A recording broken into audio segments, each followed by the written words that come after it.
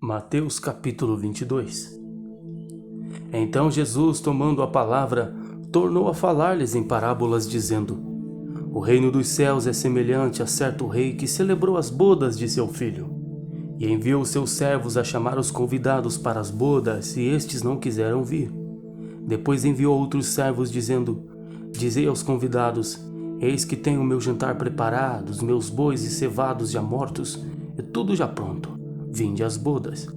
Porém eles, não fazendo caso, foram, um para o seu campo, outro para o seu negócio, e outros, apoderando-se dos servos, os ultrajaram e mataram. E o rei, tendo notícia disto, encolerizou-se e, enviando seus exércitos, destruiu aqueles homicidas e incendiou a sua cidade. Então disse aos servos: As bodas na verdade estão preparadas, mas os convidados não eram dignos. E depois às saídas dos caminhos e convidai para as bodas a todos os que encontrardes. E os servos, saindo pelos caminhos, ajuntaram todos quantos encontraram, tanto os maus como bons, e a festa nupcial foi cheia de convidados. E o rei, entrando para ver os convidados, viu ali um homem que não estava trajado com vestido de núpcias. E disse-lhe: Amigo, como entrastes aqui, não tendo um vestido nupcial? E ele emudeceu. Disse então o rei aos servos: Amarrai-o de pés e mãos, levai-o e lançai-o nas trevas exteriores. Ali haverá pranto e ranger de dentes, porque muitos são chamados, mas poucos escolhidos. Então, retirando-se, os fariseus consultaram entre si como o surpreenderiam em alguma palavra. E enviaram-lhe os seus discípulos com os herodianos, dizendo: Mestre, bem sabemos que és verdadeiro e ensinas o caminho de Deus segundo a verdade, e de ninguém se te dá, porque não olhas a aparência dos homens. Dize-nos, pois, que te parece? É lícito pagar o tributo a César ou não? Jesus, porém, conhecendo a sua malícia, disse: Por que me experimentais, hipócritas? Mostrai-me a moeda do tributo. E eles lhe apresentaram dinheiro. E ele disse-lhes: De quem é esta esfinge e essa inscrição? Disseram-lhe eles: De César. Então ele lhes disse: Dai, pois, a César o que é de César, e a Deus o que é de Deus. E eles, ouvindo isto, maravilhavam-se, e deixando-o se retiraram. No mesmo dia chegaram junto dele os saduceus, que dizem não haver ressurreição, e o interrogaram, dizendo: Mestre, Moisés disse: Se morrer alguém não tendo filhos, casará o seu irmão com a mulher dele, e suscitará descendência a seu irmão. Ora, houve entre nós 7 irmãos, e o primeiro, tendo casado, morreu, e não tendo descendência, deixou a sua mulher a seu irmão. Da mesma sorte o segundo, o terceiro e o sétimo. Por fim, depois de todos, morreu também a mulher. Portanto, na ressurreição, de qual dos 7 será a mulher, visto que todos a possuíram? Jesus, porém, respondendo, disse-lhes: Errais, não conhecendo as Escrituras, nem o poder de Deus. Porque na ressurreição nem casam, nem são dados em casamento, mas serão como os anjos de Deus no céu. E acerca da ressurreição dos mortos, não tendes lido o que Deus vos declarou, dizendo: Eu sou o Deus de Abraão, o Deus de Isaque, o Deus de Jacó? Ora, Deus não é Deus dos mortos, mas dos vivos. E as turbas, ouvindo isto, ficaram maravilhadas da sua doutrina. E os fariseus, ouvindo que ele fizera emudecer os saduceus, reuniram-se no mesmo lugar. E um deles, doutor da lei, interrogou-o para o experimentar, dizendo: Mestre, qual é o grande mandamento na lei? E Jesus disse-lhe: Amarás o Senhor teu Deus de todo o teu coração, de toda a tua alma e de todo o teu pensamento. Este é o primeiro e grande mandamento. E o segundo, semelhante a este, é: Amarás o teu próximo como a ti mesmo. Destes 2 mandamentos dependem toda a lei e os profetas. E estando reunidos os fariseus, interrogou-os Jesus, dizendo: Que pensais vós do Cristo? De quem é filho? Eles disseram-lhe: De Davi. Disse-lhe ele: Como é então que Davi em espírito lhe chama Senhor, dizendo: Disse o Senhor ao meu Senhor: Assenta-te à minha direita, até que eu ponha os teus inimigos por escabelo de teus pés. Se Davi, pois, lhe chama Senhor, como é seu filho?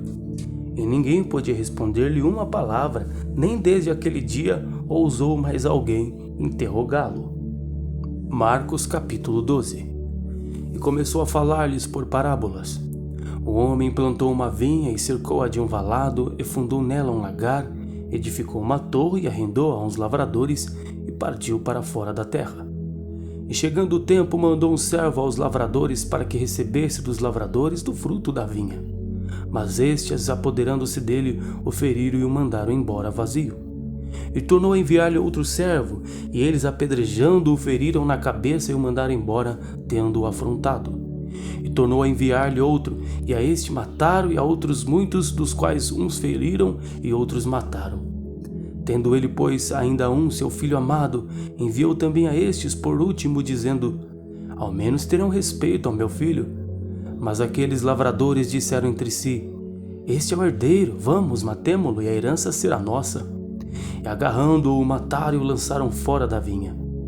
Que fará, pois, o senhor da vinha? Virá e destruirá os lavradores e dará a vinha a outros. Ainda neles está a escritura, está assim: a pedra que os edificadores rejeitaram, esta foi posta por cabeça da esquina. Isto foi feito pelo Senhor, e a coisa maravilhosa aos nossos olhos.